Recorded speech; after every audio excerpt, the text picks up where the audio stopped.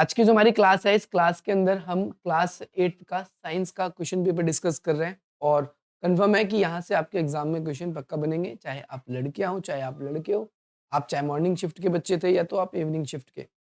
आपको पेपर दोपहर में देना है, दोनों के लिए इम्पोर्टेंट है। सबसे पहली बात कॉमन सी बातें हैं, जैसे यहाँ इंस्ट्रक्शंस दी गई है, कितने घंटे का पेपर आएगा और आप सभी के लिए कितने मार्क्स का ये पेपर आपका होने वाला है। तो ये कॉमन सी बात है। अब इसके बाद में यहाँ से क्वेश्चन शुरू हो जाता है। पहला क्वेश्चन आप सभी का यहाँ पर ट्रू और फॉल्स का था, यानी सही और गलत का। जैसे क्वेश्चन में कहता है जीवाश्म ईंधन का निर्माण सजीव प्राणियों के मृत अवशेषों यानी जीवाश्म से होता है, तो बिल्कुल सत्य बात है। यानी जो जीवाश्म है, देखो नाम में ही जीवों के अंश यानी जीवाश्म, ठीक है, और उनसे क्या बनता है, फॉसिल फ्यूल्स बनते हैं, ठीक है। अगला क्वेश्चन कहता है ध्वनि यानी साउंड निर्वात में सरलता से गमन कर सकता है।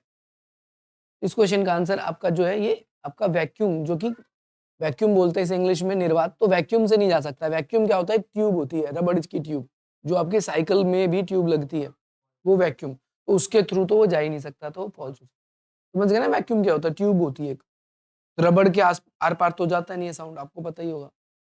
अगला कहता है गेहूं एक खरीफ फसल है, तो ये भी असत्य है। रबी फसल है, देखो खरीफ और रबी फसल से क्वेश्चन कंफर्म आएगा। आपको ऐसे याद रखना है कि जो खरीफ फसल है वो कब उगाई जाती है, वो बरसात के टाइम पे। जो रबी फसल है वो कब उगाई जाती है, वो हाँ शीत ऋतु में। और एक होती है जायद, वो गर्मियों में, जैसे खीरा, ककड़ी, खरबूजा, ठीक है, जिसमें पानी ज्यादा होता है, ठीक है, उन सबको उसमें उगाया जाता है। अगला कहता है कि हम वायुमंडलीय दाब के बिना जीवित नहीं रह सकते, सत्य या असत्य। अगर एयर का प्रेशर नहीं होगा, एयर ही नहीं होगी उसमें, प्रेशर बनाने के लिए एयर चाहिए, तो हम कहते हैं हम वायुमंडल के दाब के बिना जीवित नहीं रह सकते, तो ये सत्य बात है, हम जीवित नहीं रह पाएंगे, वायुमंडलीय दाब होना चाहिए, ठीक है। हाँ।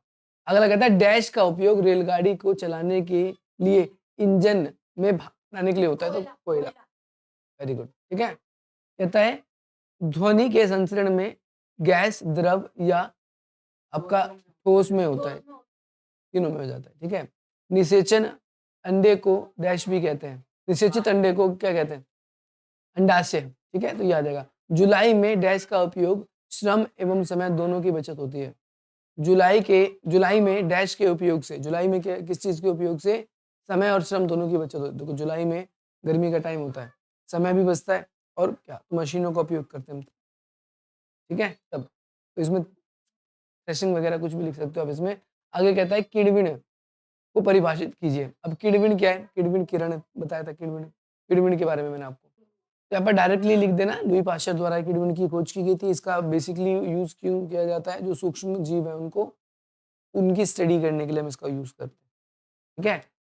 अगला कहता है दो धातुओं के नाम बताइए जो विद्युत के चालक है। लोहा लिख देना, सोना लिख देना, तांबा लिख देना, जो मन करे आपका वो लिख सकते हो आप इसके अंदर, ठीक है।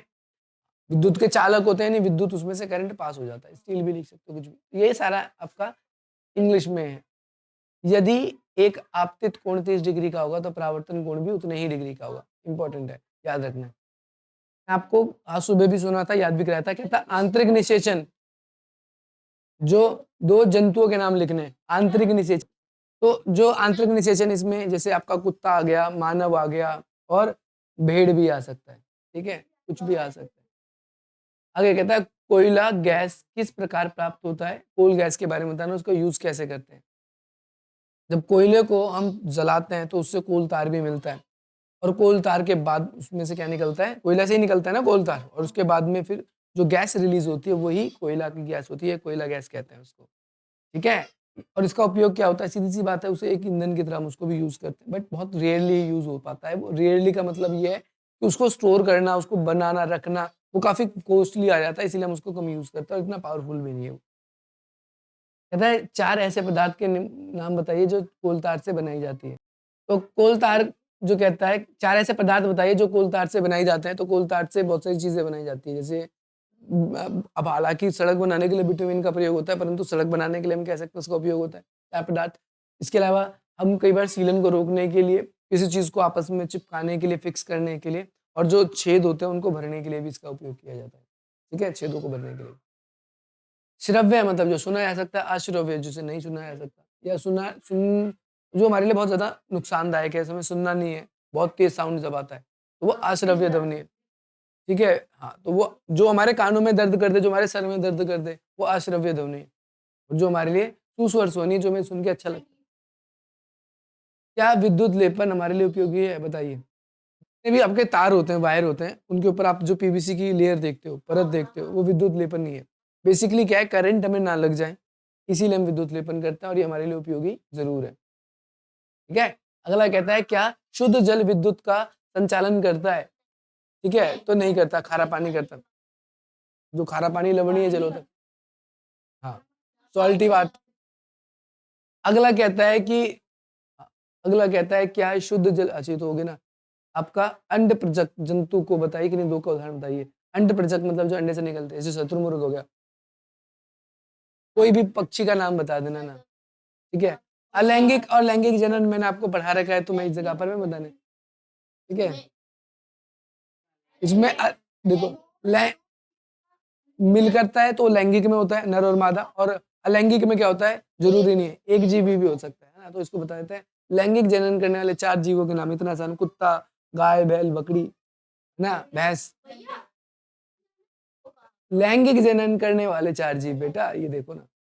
अलैंगिक जनन किसे कहते हैं, बता देना है, जिसमें आपको याद तो करा रखा है, ये सारे इंग्लिश में ही है। कहता है संपर्क बल के कोई 2 उदाहरण दीजिए। हम कह सकते हैं रस्साकसी का खेल जब खेलते हैं, एक तो तब, दूसरा कई बार कई गाड़ी खराब हो जाती है, तो एक गाड़ी दूसरी गाड़ी उसे रस्सी से बांध के खींचती है, वो भी संपर्क बल का होता है। सीएनजी का पूरा नाम आपका प्राकृतिक। हाँ, और एलपीजी का भी नाम बताना है। 2 लाभ बताना है। देखो 2 लाभ, पहला तो प्रदूषण कम करता है, और दूसरा जीवाश्म ईंधन है। दूसरा क्या है, जैसे पेट्रोल बहुत महंगा है, तो उसका अल्टरनेट भी है। अब जरूरी नहीं आपको पेट्रोल ही लेना है, सीएनजी गैस भी आप ले सकते हो। कहता है पेट्रोलियम प्रकृति में कैसे बना है। देखो पेट्रोलियम प्रकृति में कैसे बना है, तो वही है, पेट्रोलियम जो एक जीवाश्म ईंधन है, प्रकृति में कैसे बना है, क्योंकि जीव जो अपघटित हो गए, जो मर चुके हैं काफी वर्षों पहले, तो वो आज लाखों वर्ष बाद हमें जीवाश्म ईंधन के रूप में मिलते हैं। पेट्रोलियम से प्राप्त होने वाले 2 उत्पाद बता दो, पेट्रोलियम से जो बनते हैं। बहुत सारा जो आपका मेकअप का प्रोडक्ट होता है, उसमें पेट्रोलियम थोड़ा सा डाला जाता है, जो चिकनाई आती है उसी से आती है, पेट्रोलियम से। ठीक है? और दूसरा, पेट्रोलियम का उपयोग कहाँ होता है? उपयोग बताना है ना, या वस्तु बतानी है? उत्पाद का नाम। तो पेट्रोलियम का उपयोग तो इसमें किया जाता है, और पेट्रोलियम का उपयोग कई बारी और किसके उत्पाद में करते हैं? फिर हम इसमें से एक उत्पाद क्या बनता है हमारे लिए, हालांकि वो तो हमारे लिए नुकसानदायक है, लेकिन फिर भी बनता तो है, पेट्रोलियम से ही बनता है। जब पेट्रोलियम जल जाता है, बाइक, कार, स्कूटर, किसी में भी आप डालते हो, धुआं निकलता है। प्रदूषण है ना, कुछ भी क्या, तो वो उत्पाद ही है, हालांकि वो हमारे उपयोग में हो ना हो, परंतु है तो उत्पाद पेट्रोलियम से ही तो बना है। ठीक है? तो हम इसको लिख सकते हैं इसके अंदर, कोई दिक्कत नहीं है। कहता है मनुष्य ध्वनि कैसे उत्पन्न करता है, तो मनुष्य जो वाक वाक वो होती है, वाक तंतु जो होती है, जब वो उसका उपयोग करता है, जब वो कुछ बोलता है, तो हवा यानी वायु में संचरित होती हुई फैल जाती है, कंपन होती हुई फैल जाती है, संचरित हो जाती है। ध्वनि प्रदूषण का मुख्य कारण क्या है? ध्वनि प्रदूषण के कई सारे कारण, ट्रैफिक हो सकता है, लाउड स्पीकर हो सकता है, और क्या होता है कि एक ऐसा भी हो सकता है, जब हम जैसे कई बार लाउड स्पीकर के अलावा जैसे हम कोई इंस्ट्रूमेंट, ढोल हो गया, या वस्तुओं को पीटना आपस में, जैसे मोदी जी ने हमारे से थाली पिटवाई थी, है ना? तो वैसे भी हो सकता है। तो ध्वनि प्रदूषण के कई सारे कारण हो सकते हैं। समतल दर्पण बनाने वाले प्रतिबिंब के तो ये 3 गुण बताइए। पहली बात तो ये सीधा बनेगा, आभासी आभासी नहीं होगा, सीधा होगा। और दूसरी बात क्या है, ये हमारा अपोजिट बनता है, और साथ ही साथ में इसका उपयोग कई बारी जो है पारदर्शी वस्तुओं की एग्जैक्ट इमेज प्राप्त करने के लिए हम यानी करते हैं। दाब को परिभाषित कीजिए और उसका सूत्र भी लिखिए। तो यहाँ पर आप कह सकते हो क्या हो सकता है इसका उत्तर, यहाँ पर लिखना तो संभव नहीं है, लेकिन मैं यहाँ पर लिख के बता देता हूँ। यहाँ पर आप लिख दोगे दाब, प्रेशर, यहाँ क्षेत्रफल आ जाएगा, नीचे एरिया, और ऊपर क्या आ जाएगा आपका, क्या आ जाएगा इसके ऊपर, इस पे बल लिख दो, बल। बल यानी आपका प्रेशर इक्वल में फोर्स अपॉन में एरिया। ठीक है? ये आ जाएगा आपका। बल क्या होता, दाब क्या होता है, जब हम किसी चीज पर बल लगाते हैं तो वो दाब कहलाता है। ठीक है? जब हम किसी वस्तु पे बल लगाएंगे तो उस पर दाब हो जाएगा, उतना। क्या द्रव और गैस भी दाब डालते हैं? हाँ, डालते हैं, बिल्कुल। इसमें क्या है इसका उत्तर हाँ ही लिखना है, हाँ, डालते हैं, ऐसे करके आप लिख दोगे, ज़्यादा कोई बड़ा नहीं है, ठीक है? क्योंकि सीधी-सी बात है, गैस से भी तो प्रेशर होता है, गैस में भी तो प्रेशर होता है, नहीं होता? क्योंकि हाँ, ये हो गया, ये इंग्लिश में ही आपको बताया गया है। और यहाँ पर मैचिंग करनी है आपको। बेसिकली इसमें है क्या, इस वाले में आपको जैसे वायरस, एड्स क्या एक वायरस है, तो ये इससे मैच हो जाएगा, ठीक है? हाँ, सिरके का यूज़ जो होता है वो जैम और जेली को चेक करने के लिए होता है, ठीक है? अच्छा, और क्या है? एंटीबायोटिक, प्लाज्मेडियम क्या है, एक तरीके से एंटीबायोटिक होता है, ठीक है? और ये आपका इसमें मिल जाएगा, ये इसमें मिल जाएगा और जो बच गया वो उसमें आखिरी हो जाएगा, ठीक है? तो मैंने आपको बता दिया। कोई नहीं, आप इसको इस तरीके से भी मैच कर सकते हो। यहाँ पर देखो, मैचिंग में पहले में एफ आ जाएगा, दूसरे में ई आ जाएगा, फिर यहाँ पर आप इसको इस तरीके से मैच कर लेना, ठीक है? अब आपको ये नहीं आता था तो आप डायरेक्टली भी इसमें क्या कहता है निम्नलिखित शब्द को सही करके दोबारा से लिखना है। अब देखो क्या है, जब रोग रोग जो है कारण सूक्ष्मजीवी हमारे शरीर में प्रवेश करते हैं तो उनसे लड़ने के लिए हमारे शरीर प्रतिजैविक उत्पन्न करता है ना? तो प्रतिजैविक जो है उत्पन्न करता है हमारे शरीर, या हमारे शरीर में कोई भी अगर बैक्टीरिया आ जाते हैं तो क्या किया जाता है, एंटीबायोटिक दी जाती है ना? तो प्रतिजैविक जो है दी जाती है, उत्पन्न नहीं करती, दी जाती है। दूसरा कहता है जुकाम एक क्या है, आचरणीय नहीं संचरणीय रोग। गेहूं का जो है रस्ट जीवाणु से होने वाला रोग है तो नहीं, जीवाणु से नहीं है, ठीक है? होने वाला जीवाणु से नहीं फैलता। गेहूं के अंदर जो, हाँ, कवक से हो सकता है ना? कुत्ता मलेरिया के काटने से होता है? नहीं, मच्छर के काटने से होता है। पाशीकरण के लिए दूध को कितना 100 डिग्री लगभग गर्म करना पड़ता है, एक बार एक उबाल तक हमें ले जाना पड़ता है। अगला क्या है आपका चिकन पॉक्स जो है वो किससे फैलता है? जीवाणु से नहीं, रोगाणु से, ठीक है? ये भी, इसका भी रोगाणु ही आएगा यहाँ पर, नहीं रोगाणु नहीं आएगा, यहाँ पर आ जाएगा आपका कवक ही आ जाएगा। ये सेम इंग्लिश में। अब इसको पढ़ना है, उसका पढ़ के उत्तर देना है। कौन सी फसल जो है वो खरीफ फसल नहीं है? खरीफ का मैंने बताया अभी, जो बरसात में उगाई जाती है। धान बरसात में होता है, कपास नहीं होता, ठीक है? कपास के लिए क्योंकि मौसम साफ चाहिए होता है, बिल्कुल। रुई उगता है, रुई बारिश के मौसम में उगेगा तो खराब ही हो जाएगा। रबी फसल बोई जाती है, रबी का मतलब है जो सर्दी में, सर्दी कब आता है? ये दोनों ऑप्शन बड़ा क्लोज है। तो इसमें क्या कर देना आप, रबी फसल जो है वो अक्टूबर से मार्च कर देना। कौन सा कृषि का चरण नहीं है? बुआई, वर्षा नहीं है, सीधी सिंपल सी बात। वर्षा नहीं आता ना इसमें, कटाई सिंचाई तो होगा। अगला कहता है खाद एक कार्बनिक पदार्थ है जो कि किससे प्राप्त होता है? पौधों से, जीव जंतु से, उद्योगों से, या ए और बी दोनों। जंतुओं के मलमूत्र से भी और इनसे भी, यानी उनके अब उनके अवशेषों से। इसी का ही आपका इंग्लिश यहाँ पर वर्जन है। अब इसको पढ़ो। कौन सा उपकरण विद्युत धारा के चुंबकीय प्रभाव का उपयोग किया जाता है? बाइक के इंजन में, विद्युत लेपन में, टॉर्च में, या विद्युत मोटर में? तो विद्युत मोटर मोटर में। किसी भी चीज में मोटर लगी है तो उसमें चुंबक भी लगा होता है, ठीक है? अगला कहता है फ्यूज तार कौन सा होता है?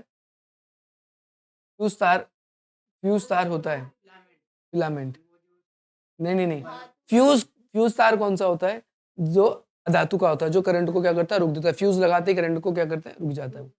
जैसे फ्यूज खराब हो जाता है तो वैसे ही करंट ना। कहता है घर में एमसीबी का उपयोग क्यों किया जाता है?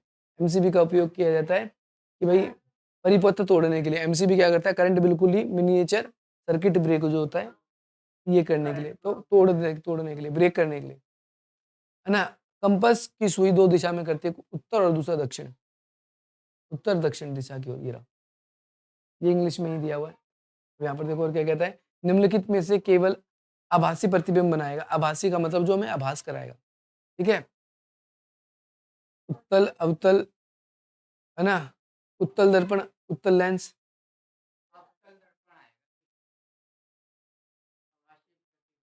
अवतल दर्पण आ जाएगा। वाहनों के पीछे देखने के लिए कौन सा उपयोग किया जाता है? अवतल, ठीक है? अगला कहता है दंत चिकित्सक जो है जो बड़ी सी चीज को छोटा दिखाए तो वो अवतल ही होता है, ठीक है? याद रखना है।